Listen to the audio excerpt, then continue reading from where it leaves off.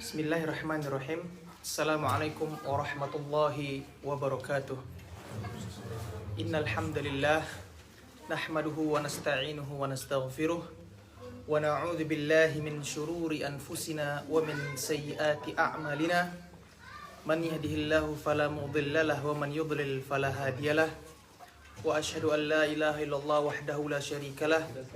Wa asyhadu anna Muhammadan abduhu wa rasuluhu la nabiyya ba'dah. Ya ayyuhalladzina amanu taqullaha haqqa tuqatih wa la tamutunna illa wa antum muslimun.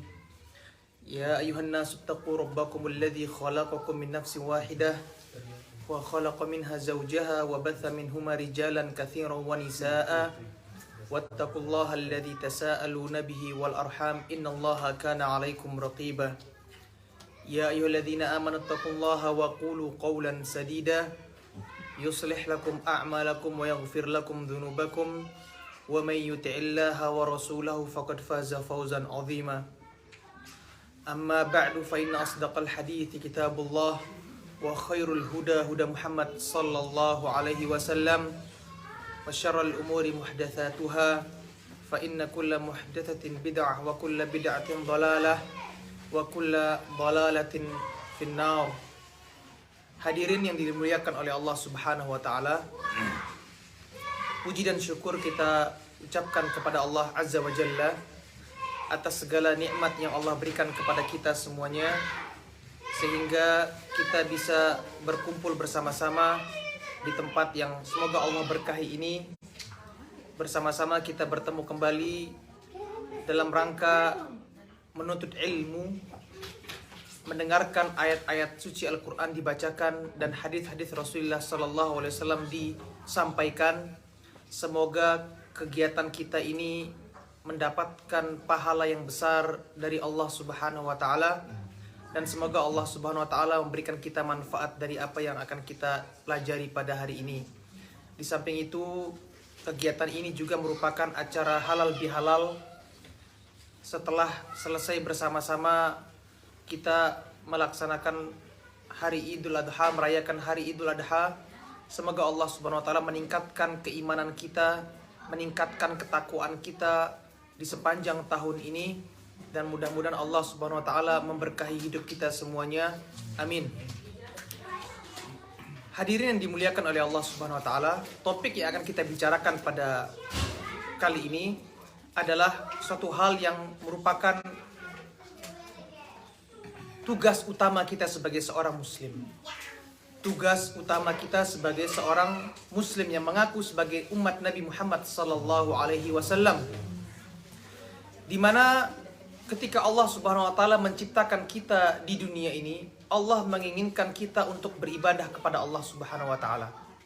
Di mana Allah berfirman, "Wa ma khalaqtul jinna wal insa illa liya'budun." Dan tidaklah aku ciptakan jin dan manusia melainkan untuk hanya beribadah kepadaku. Sehingga ketika seorang mengetahui tujuan utama dia diciptakan oleh Allah Subhanahu wa taala ini, maka hal yang akan kita bicarakan ini insya Allah akan menjadi lebih mudah pada dirinya. Karena orang yang tidak menyadari tujuan utama apa fungsi dia diciptakan oleh Allah di dunia ini, maka hal ini akan menjadi berat. Karena akan selalu bertentangan dengan ambisinya di dalam kehidupan di dunia ini.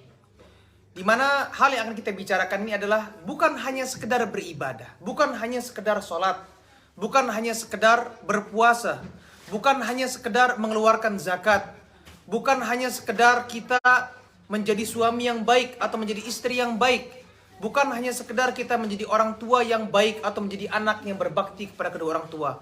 Akan tapi lebih daripada itu, yang akan kita bicarakan adalah bagaimana kita bisa istiqomah dalam sholat, istiqomah dalam berpuasa, istiqomah dalam berzakat, istiqomah menjadi suami yang baik, istiqomah menjadi istri yang baik, istiqomah menjadi anak yang taat, dan istiqomah menjadi umat Nabi Muhammad sallallahu alaihi wasallam. Dan ini adalah tingkatan yang lebih tinggi dari sekedar beribadah semata. Di mana Allah Subhanahu wa taala berfirman, "Wa'bud rabbaka hatta ya'tiyakal yaqin." Dan beribadahlah kepada Rabbmu, sembahlah Allah sampai kematian. Maksud dari Allah mengatakan sampai kematian datang kepadamu, Allah ingin kita istiqomah, atau dalam bahasa lainnya konsistensi dalam beribadah kepada Allah Subhanahu wa taala. Dan ini perintah bukan hanya untuk kita para hadirin yang dimuliakan oleh Allah Subhanahu wa taala. Perintah ini bukan hanya untuk kita. Dan orang yang pertama kali diperintahkan untuk konsisten dan istiqomah dalam menjalankan perintah Allah dan menjauhi larangan Allah adalah siapa? Nabi kita Muhammad sallallahu alaihi wasallam. Bukankah Allah pernah mengatakan dalam Al-Quran, fastaqim kama umirta wa man taba ma'ak. Istiqomahlah engkau wahai Muhammad sebagaimana engkau diperintahkan. Dan ini akan kita jelaskan nanti. Jadi istiqomah itu dalam hal-hal yang sudah diperintahkan oleh Allah Subhanahu wa taala. Wa man taba ma'ak, dan orang-orang yang bertaubat denganmu, bersama dengan dirimu wahai Muhammad sallallahu alaihi wasallam. Jadi Nabi Muhammad yang pertama kali diperintahkan untuk istiqomah. Bagaimana dengan kita sebagai umat Nabi Muhammad sallallahu alaihi wasallam? Dan istiqomah juga dituangkan, dinukilkan dalam firman Allah yang lainnya dalam surat Fussilat, di mana Allah berfirman, innal ladzina qalu rabbunallah tsumma istaqamu, dan orang-orang yang mengatakan rabbunallah, mengatakan Rabb kami adalah Allah. Dan ini akan kita jelaskan nanti konsekuensi atau manfaat dari seseorang itu mengimani Allah adalah Rabbnya, membantu dia untuk istiqomah. Innal ladzina qalu rabbunallah, dan orang-orang yang mengatakan rabbunallah, Allah adalah Rabb kami.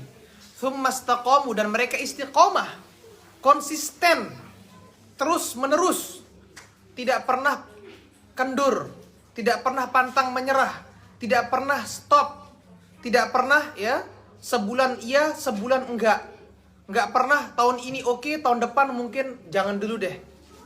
Terus konsisten dalam menjalankan perintah Allah. Tatanazzalu alaihimul malaikah, maka malaikat akan turun kepadanya. Alla takhafu wala tahzanu, janganlah engkau merasa takut dan janganlah engkau merasa sedih. Oleh karenanya, di masa-masa sulit seperti ini, di kondisi yang sangat memprihatinkan seperti ini, cara kita untuk mendapatkan ketenangan, cara kita untuk mendapatkan kebahagiaan, cara kita untuk menghilangkan rasa kekhawatiran, yaitu adalah dengan tetap istiqomah beribadah kepada Allah Subhanahu wa taala. Dan istiqomah, hadirin dirahmati Allah Subhanahu wa taala, bukan hanya pada saat masa sulit. Sebagian orang ada yang istiqomahnya pada saat sulit, pada masa senang dia lupa kepada Allah Subhanahu wa taala. Pada saat masa berbahagia dia nggak ingat sama Allah. Itu bukan istiqomah namanya. Jadi istiqomah itu sepanjang umur kita, bukan hanya pada saat sulit saja, akan tapi pada saat juga masalah lapang kita. Bukan hanya pada saat masa pandemi saja, tapi juga seluruh waktu kita. Makanya akan kita jelaskan ada 6 hal yang kalau orang ini kerjakan, kalau orang ini terus mengerjakannya, maka insya Allah dia akan bisa istiqomah dengan sebenar-benarnya istiqomah menjadi seorang muslim yang sejati. Dan ini dituangkan oleh Al-Imam Al-Mawardi dalam kitabnya, di mana Al-Imam Al-Mawardi ini adalah seorang ulama yang sangat luar biasa terkenalnya. Beliau adalah salah satu ulama Syafi'iyah, di mana Al-Imam Al-Mawardi ini memiliki banyak kitab yang beliau tulis. Di antara kitab yang beliau tulis adalah contohnya Al-Ahkam Al-Sultaniyah. Jadi bagi teman-teman yang merasa atau orang-orang yang sering terjun atau merasa expert atau ahli dalam berbicara masalah politik, kalau belum baca buku ini maka belum dianggap dia itu ahli politik. Karena buku Ahkam Sultaniyah itu membahas tentang masalah politik Islam. Buku terbesar yang menjelaskan tentang masalah politik Islam. Yang pertama yang harus diperhatikan oleh seorang muslim adalah dia harus istiqomah, meyakini bahwasanya Allah adalah Rabb. Dia harus istiqomah mengimani bahwasanya Allah adalah Rabb-nya. Tadi kita katakan innal ladzina qalu rabbunallah, orang-orang yang mengatakan Rabb kami adalah Allah. Tsumma istaqamu, kemudian mereka istiqomah. Apa maksud istiqomah? Kita mengimani bahwasanya Allah adalah Rabb. Kita istiqomah mengimani bahwasanya Allah itu memiliki nama-nama dan sifat-sifat yang dimana itu semua menjelaskan kepada kita siapa itu Allah Subhanahu wa taala. Kita imani, kita yakini, kita resapi. Dan di antara sifat-sifat Allah yang paling spesial yang kita harus yakini dan harus kita perhatikan masalah ini adalah 3. sifat-sifat Allah Subhanahu wa taala. Allah atau sifat dan nama Allah. Yang pertama, Allah adalah Al-Khaliq. Allah adalah Sang Pencipta. Kalau orang sudah mengetahui Allah adalah pencipta dan dia adalah makhluk, mudah diistiqomah. Kenapa? Karena kita adalah makhluk. Allah menciptakan kita. Kita harus tunduk.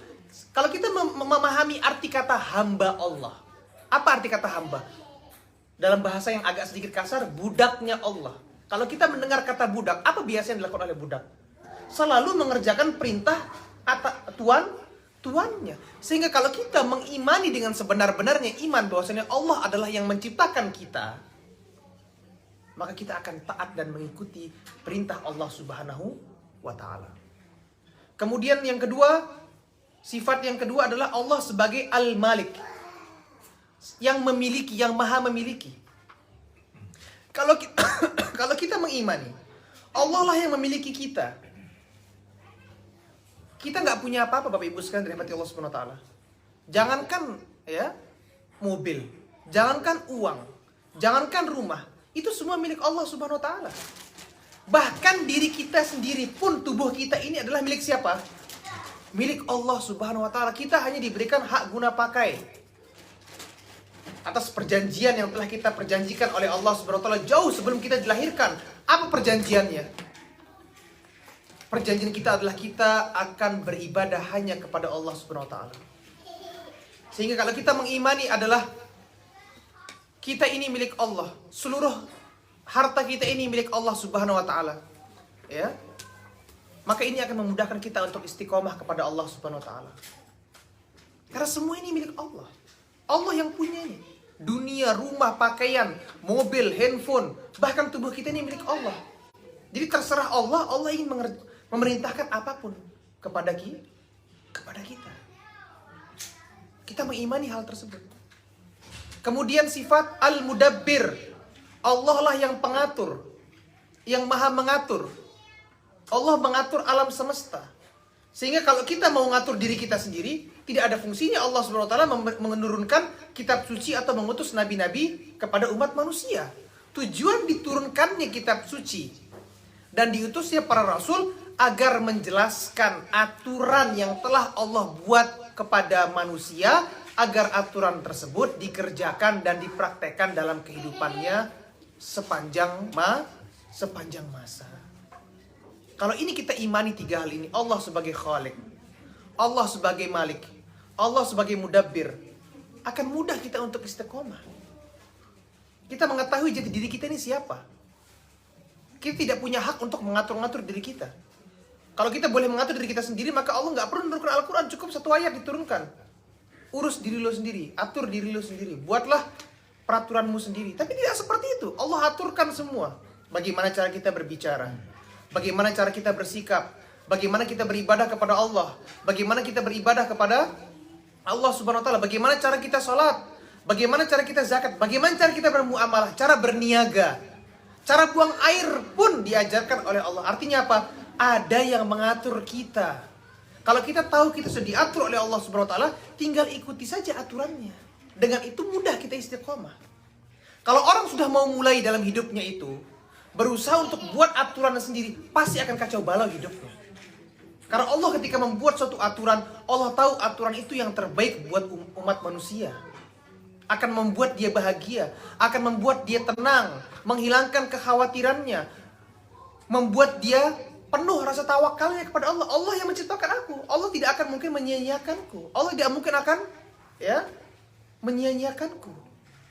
Sehingga dengan mengimani hal yang pertama ini, memudahkan kita untuk istiqomah kepada Allah Subhanahu wa taala. Kemudian hadirin yang dimuliakan oleh Allah Subhanahu wa taala, yang kedua, selain kita istiqomah mengimani bahwasanya Allah itu adalah Rabb, Allah itu adalah pencipta, Allah itu adalah pengatur, Allah itu adalah pemilik dari segalanya, kita juga harus kalau kita sudah meyakini hal tersebut, maka kita harus istiqomah untuk mengerjakan perintah-perintah Allah Subhanahu wa taala. Bukankah Rasulullah SAW pun sebagai manusia yang terbaik yang pernah diciptakan oleh Allah Subhanahu wa taala di muka bumi ini, beliau adalah hamba yang paling bertakwa kepada Allah Subhanahu wa taala. Inni atqakum lillah wa akhsyakum. Kata Rasulullah sallallahu alaihi wasallam, aku adalah orang yang paling takut kepada Allah dan paling bertakwa kepada Allah. Artinya apa? Rasulullah mengerjakan satu demi satu perintah Allah. Mengerjakan satu demi satu perintah Allah yang Allah turunkan kepada umat manusia. Disuruh sholat, sholat. Disuruh puasa, puasa. Disuruh bayar zakat, bayar zakat. Disuruh tutup aurat, tutup aurat. Disuruh tidak boleh makan harta yang haram, jangan makan harta yang haram. Kita jalankan perintah Allah Subhanahu wa taala. Nah, kalau kita masih tidak mau mengerjakan perintah Allah Subhanahu wa taala, bagaimana kita mau bisa istiqomah? Karena istiqomah itu adalah level yang lebih tinggi dari sekedar mengerjakan perintah Allah. Gak mungkin orang bisa istiqomah kalau dia belum mengerjakan perintah Allah. Kalau dia sudah mengerjakan perintah Allah, terus menerus mengerjakan perintah Allah, barulah dia mencapai level istiqomah. Ya apa tidak? Seperti itu. Di sebuah perusahaan ada aturan tegas dijelaskan oleh pemilik atau manajer dari perusahaan tersebut. Ada seorang karyawan yang datangnya telat, disuruh datang jam 7, dia datang jam 9, disuruh datang jam 11, dia datang jam 12. Pulang harus jam 4 baru boleh pulang, dia jam 2 sudah pulang. Bisa nggak dapat gelar employee of month? Pegawai kayak seperti itu. Nggak bisa. Dia harus datang tepat waktu, dia harus mengerjakan segala tugas yang ditugaskan oleh bosnya dengan begitu mantapnya dan terus menerus dikerjakan seperti itu, baru mungkin dia bisa mendapatkan gelar employee of month misalnya. Seperti itu juga kita kalau mau mendapatkan gelar seorang yang istiqomah, maka kerjakan perintah Allah. Kalau belum dikerjakan perintah Allah, nggak akan bisa istiqomah kita. Jadi itu yang kedua.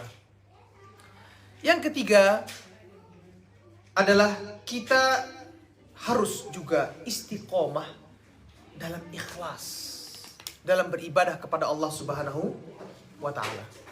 Dan ini tingkatan yang lebih tinggi lagi. Kita tidak hanya diperintahkan oleh Allah Subhanahu wa taala untuk sholat. Kita tidak hanya diperintahkan oleh Allah untuk puasa. Kita tidak hanya diperintahkan oleh Allah untuk zakat. Kita tidak hanya diperintahkan oleh Allah untuk menuntut ilmu agama.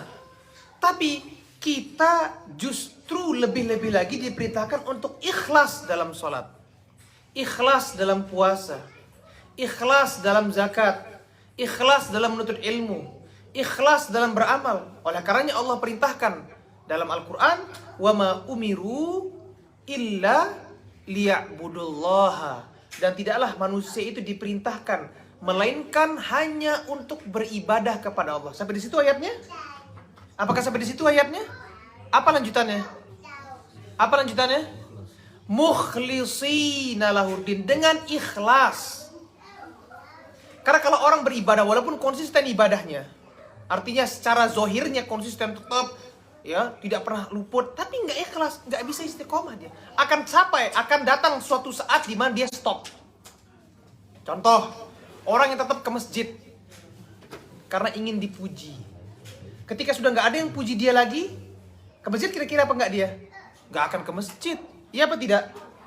Orang yang misalnya menutup auratnya, karena kenapa? Karena ingin dapetin calon suaminya atau dia cinta sama seseorang misalnya. Dia akan terus menutup auratnya misalnya karena apa? Supaya mendapatkan apa? Cinta dari lelaki tadi itu.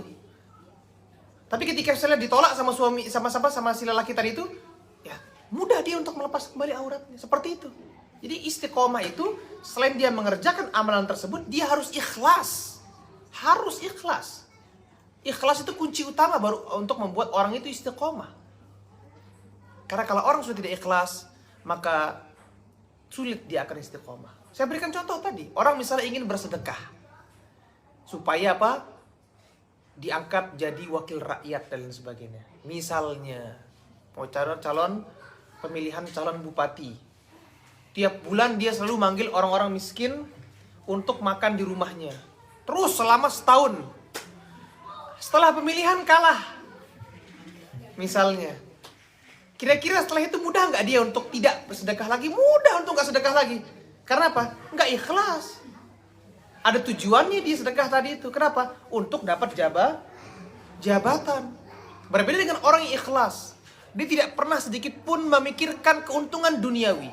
Yang diharapkan adalah keutamaan dan pahala dari Allah Subhanahu wa ta'ala. Dan orang yang seperti itu akan konsisten sepanjang masa. Karena yang diharapkan adalah sesuatu yang akan ia dapatkan setelah mati. Bukan di dunia ini. Dia mengharapkan surga, dan surga itu setelah kita mati. Sehingga dia akan konsisten sampai ajal datang kepada dirinya. Jadi itu dia konsisten dalam ikhlas dalam beribadah.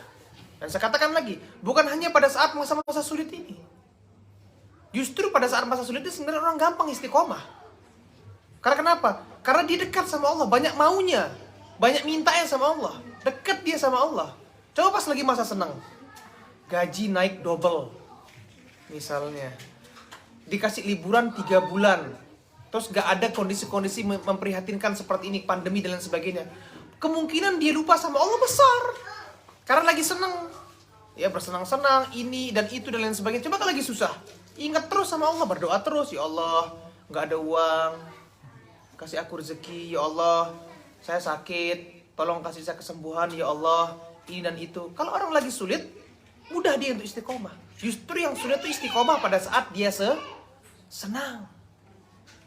Oleh karenanya, hal-hal yang tadi saya sebutkan tadi itu, kalau dikerjakan dengan sebenar-benarnya, insya Allah orang itu akan apa? Bisa menjadi istiqomah kepada Allah SWT. Yang berikutnya adalah dia harus juga istiqomah dalam perbuatan dan ucapannya. Dan ini yang menjadi sering kontradiksi Bapak Ibu sekalian dimuliakan oleh Allah SWT. Ada orang yang ketika dia berbicara A, tapi perbuatannya B. Ada yang dia tuh bicaranya C, perbuatannya D. Nah, orang yang bilangnya A, tapi yang perbuatnya B, perbuatannya B, berarti dia nggak istiqomah dong. Karena kalau dia mau istiqomah, ketika dia bilang A, perbuatan juga harus A. Orang yang bilangnya B, perbuatan juga harus B. Itu istiqomah, konsisten. Saya nggak suka makan durian. Pas pulang makan durian. Istiqomah nggak itu? Nggak istiqomah. Tergoda. Saya nggak suka kopi.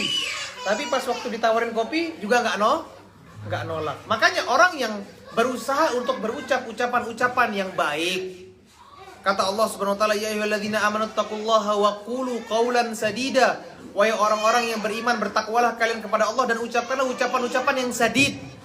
Ucapan yang baik, bukan ucapan-ucapan yang tidak bermanfaat atau ucapan-ucapan yang buruk. Kita sebagai seorang mukmin hanya berucap ucapan yang baik. Ya. Ittaqullaha wa qulu qawlan sadida. Bertakwalah kepada Allah dan ucapkanlah ucapan yang baik. Apa yang kita dapatkan kalau kita berusaha berucap yang baik? Menjaga lisan kita. Dan ini juga di zaman sekarang bukan hanya lisan, jempol pun juga harus jadi jempol yang baik. Good thumb, ya. Karena zaman dulu orang hanya bisa ngomong, sekarang orang bisa ngetik. Jadi ngomong yang baik. Kenapa kalau kita bisa ngomong yang baik? Apa yang kita dapatkan manfaatnya? Yuslih lakum a'malakum. Allah akan jadikan perbuatan kita itu baik. Kalau orang itu mulutnya baik. Ada orang yang perbuatannya itu baik, tapi mulutnya luar biasa. Kalau ketemu tuh diem, enggak banyak. Tapi kalau ngetik luar biasa, ya. Ganasnya, ketikan tangannya itu luar biasa. Dan ini berbahaya. Semua yang kita ketik di media sosial, apakah itu ya di WhatsApp, di Facebook, di Instagram, di YouTube atau apapun tuh media sosial media yang lainnya, semuanya akan dimintai pertanggungjawaban ya Bapak Ibu sekalian oleh Allah Subhanahu wa taala. Makanya hati-hati. Jangan kita di depan orang itu diem ya. Tapi di belakang pas waktu lagi nulis di grup misalnya, wih, pendekar. Jangan. Kita ucapkan yang baik, ucapan-ucapan yang baik. Ajak orang yang kepada ketaatan kepada Allah Subhanahu wa taala. Jangan kita mengucapkan ucapan-ucapan yang merugikan kita di hari kiamat kelak. Di mana seorang penyair mengatakan tentang kerugian orang yang menulis hal-hal yang buruk. Kata penyair tersebut, wa ma min katibin illa sayafna. Seluruh penulis, ya, seluruh pengetik, ya, akan meninggal. Wa yabqa dahru ma katabat yadahu. Yang tersisa adalah apa yang mereka tulis. Apalagi terus ada orang yang punya history chat, itu nggak bisa dihapus tuh, ya. Apalagi itu di dunia. Di sisi Allah Subhanahu wa taala tidak akan mungkin terhapus apa yang telah kita tulis. Fala taktub bi khattika ghairu syai'in. Janganlah engkau menulis dengan tulisanmu selain yasurruka yaumal qiyamati antarahu, melainkan apa-apa yang hanya membuatmu bahagia di hari kiamat kelak. Jangan caci maki orang, jangan menebar isu, jangan menebar hoax. Kalau nggak tahu lebih baik diam. Makanya Rasulullah mengatakan apa? Man kana yu'minu billahi wal yaumil akhir falyakul khairan aw liyasmut. Barang siapa yang beriman kepada Allah dan hari kiamat, maka hendaklah dia berbicara yang baik, kalau enggak diam. Jadi cuma dua opsi. Dalam Islam cuma dua opsi Bapak Ibu sekalian. Kalau enggak ngucapin yang baik, ya diam. Jadi enggak ada opsi ketiga, ngucapin hal yang setengah-setengah atau ngucapin hal yang masih ragu-ragu. Hati-hati. Apalagi sekarang sarana untuk menyebarkan berita itu begitu gampang. Kita jangan bermudah-mudahan forward ini, forward itu, ternyata itu adalah suatu kebohongan. Itu suatu kebohongan misalnya, ya. Jangan, kita hati-hati. Supaya apa? Supaya kita tidak dirugikan dengan tulisan kita di hari kiamat kelak. Kemudian hadirin yang dirahmati Allah Subhanahu wa taala, berikutnya adalah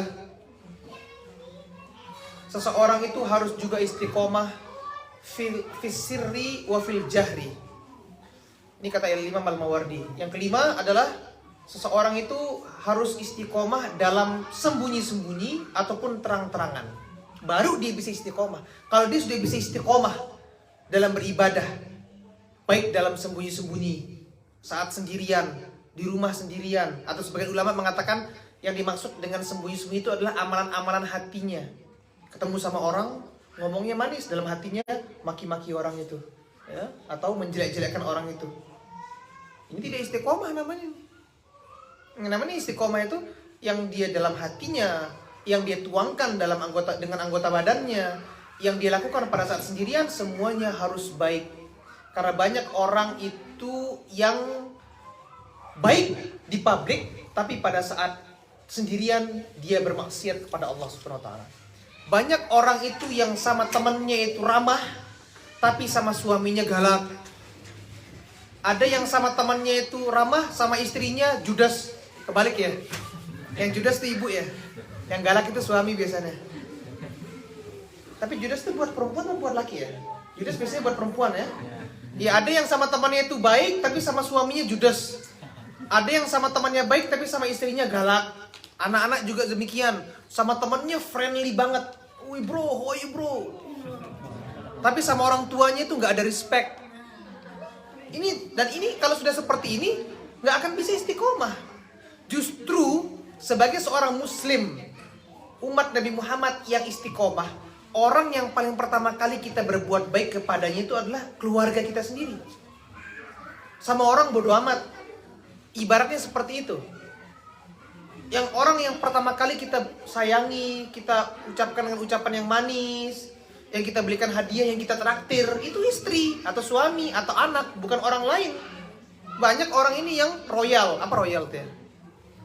Apa royal tuh ya? Kalau ngeluarin duit tuh boros sama temen. Pas ibunya minta duit, setengah mati. Pas ayahnya minta duit, setengah mati misalnya. Itu juga sang suami. Ketika lagi jalan kongko-kongko sama teman-temannya misalnya di warung kopi, di sini kayaknya nggak ada ya. Ya kafe lah ibaratnya ya.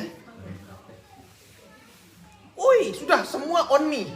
Aku yang traktir semuanya, luar biasa, ya. Tapi istrinya sulit banget dikasih duit. Nah, ini kekeliruan. Kita kalau mau istiqomah itu, mau kita sama istri baik, sama orang baik, dan itu butuh perjuangan. Dan itu butuh apa? Latihan. Perlu dilatih. Innamal ilmu bitta'allum. Sungguhnya orang itu bisa meraih ilmu dengan belajar. Dilatih, belajar. Gak bisa ngaji, belajar. Kan perlu latihan. Belajar ngaji, menyebutkan makhraj huruf, dan lain sebagainya. Begitu juga karakter. Wa innamal ilmu bittahallum. Seorang itu bisa menjadi lembut dengan belajar lembut. Jangan ya selalu berdalih, saya kan orang daerah asalnya ini Ustaz, jadi saya ngomongnya kasar. Nggak bisa. Pasti ada versi terhalus antum, itu ada pasti. Iya kan? Ada versi terhalusnya. Mungkin dengan pemilihan katanya, intonasi mungkin nggak bisa dibuang misalnya. Seperti saya misalnya dari Lombok, kadang-kadang saya ngomongnya nadanya tinggi. Tapi mungkin pemilihan katanya yang halus, walaupun nadanya mungkin nggak bisa turun. Jangan misalnya walaupun nadanya lembut, tapi pemilihan katanya juga kasar, sama saja. Ya kan? Kata yang buruk walaupun diucapkan dengan yang sangat lembut ya tetap kasar gitu. Jadi itu yang perlu kita perhatikan. Jadi kita istiqomah juga dalam hal dalam ketika kita sendirian dan juga ketika kita di hadapan publik. Karena tidak sedikit orang yang di depan publik baik tapi di sendirian dia itu bermaksiat kepada Allah Subhanahu wa taala. Makanya orang-orang yang mendapatkan naungan dari Allah Subhanahu wa taala di hari kiamat, di saat tidak ada naungan melainkan naungan Allah Subhanahu wa taala, hanya naungan Allah saja di hari kiamat itu, di antaranya adalah pemuda yang diajak bermaksiat oleh seorang wanita di saat sendirian. Tidak ada siapa-siapa. Gak ada orang yang tahu. Dan wanita itu punya kedudukan yang tinggi. Misalnya bupati, presiden, anak presiden, lain sebagainya, yang memungkinkan bagi dia untuk menutupi aib atau maksiat tadi itu. Tapi apa kata pemuda itu? Inni akhafullah. Dan sebaliknya, seorang wanita juga diajak bermaksiat oleh seorang pria di saat sendirian, di mana pria ini ganteng, kaya, punya kedudukan yang sulit untuk menolaknya sebenarnya gitu. Tapi perempuan tersebut mengatakan apa? Inni akhafullah. Aku takut kepada Allah Subhanahu wa taala. Jadi bertakwa, istiqomah kepada Allah bukan hanya pada saat di publik, tapi juga pada saat sendirian. Dan yang terakhir adalah selain kita istiqomah mengerjakan perintah-perintah Allah, kita juga harus istiqomah meninggalkan larangan-larangan Allah. Karena dalam hidup ini bukan hanya semata-mata kita fokus mengerjakan apa yang diperintahkan, tapi kita juga harus tahu apa yang dilarang. Contoh, kalau orang kerja di perusahaan, dia hanya tahu kamu pokoknya harus datang jam 7, kamu harus pulang jam 4, kamu harus setiap hari misalnya menyerahkan 10 lembar tugas dan lain sebagainya. Itu kan perintah. Tapi dia tidak pernah mempelajari larangannya misalnya. Kalau datang terlambat, gaji dipotong. Kalau tidak 10 lembar, maka akan disuruh overtime dan lain sebagainya tanpa dibayar, misalnya. Nah, kalau dia nggak tahu larangan-larangan dalam perusahaan tersebut, terus kemudian dia masih mengerjakannya, sama tadi saya katakan, nggak mungkin jadi karyawan yang baik. Dan Islam ini datang, di mana Rasulullah SAW datang membawa perintah untuk dikerjakan, dan Rasulullah datang membawa larangan untuk ditinggalkan. Jadi Islam ini punya dua sayap yang tidak bisa dipisahkan. Jangan orang fokus hanya ngajak orang untuk berbuat kebaikan, tapi lupa memperingatkan juga orang kepada keburukan. Apa fungsinya orang terus misalnya? Apa fungsinya orang hanya sholatnya bagus, puasanya bagus, kemudian sering zakat, tapi masih ngerjakan maksiat? Apa kerugiannya? Di hari kiamat kelak, pahala-pahalanya tersebut akan habis, terkikis oleh kesalahan-kesalahannya. Kan kita tahu semua hadis Rasulullah mengatakan apa orang-orang yang bangkrut di hari kiamat.